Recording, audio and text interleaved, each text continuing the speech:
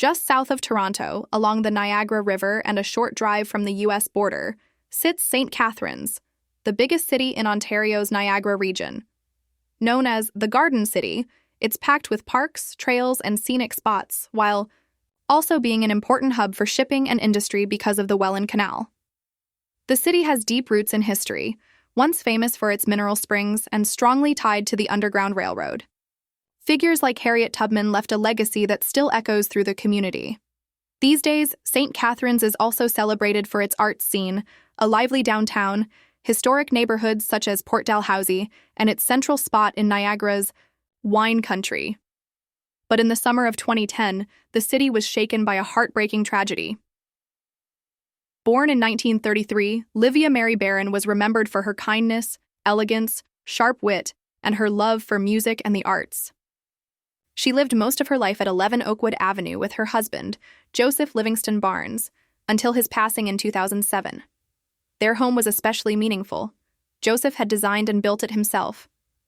The couple's story began when Livia was encouraged to attend one of Joseph's art shows. They quickly connected, married, and started their life together in Toronto, before moving back to her hometown to raise their children, Naomi and Vlay. Family meant everything to Livia. She balanced her work at the post office with caring for her parents, often making long bus trips to visit them and even doing their laundry by hand. When Joseph was diagnosed with cancer, she cared for him too, all while supporting her aging parents. Within a single year, she lost her husband, her mother, and her father. Despite her grief, she carried on with quiet strength, keeping close the memories of the people she loved most. On August 4, 2010, at 8:50 p.m., emergency crews rushed to her home after a fire broke out. Neighbors and firefighters tried to reach her as the flames spread, but Livia told them she couldn't escape. She was tied to a pole. Firefighters found her in the basement, restrained with heavy-duty zip ties. She was rushed to the hospital, but tragically passed away the next day from smoke inhalation. Police immediately launched a homicide investigation. The fire was determined to be deliberately set, likely to cover up a violent break-in. Investigators revealed that the restraints used on Livia weren't standard store-bought items. They were the type typically used in industrial or electrical work, suggesting the act was planned. On August 31st, hundreds gathered at First Grantham United Church to honor Livia's life. Friends and family described her as graceful, thoughtful, and endlessly caring. Her son remembered her as a woman of class and empathy, while her daughter Naomi, who was incredibly close to her, spoke of their shared laughter, weekly shopping, trips, and the inside jokes they'll never forget. Though the fire destroyed countless keepsakes, one of the most cherished reminders of Livia's daily life survived: the kettle and teacups her late husband used every day to prepare her tea, a tradition that lasted more than 40 years.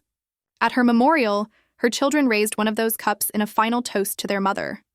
In the aftermath, her family leaned on community support and victim services for strength.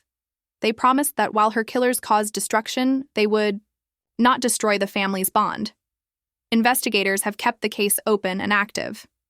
Over the years, police noticed a troubling pattern.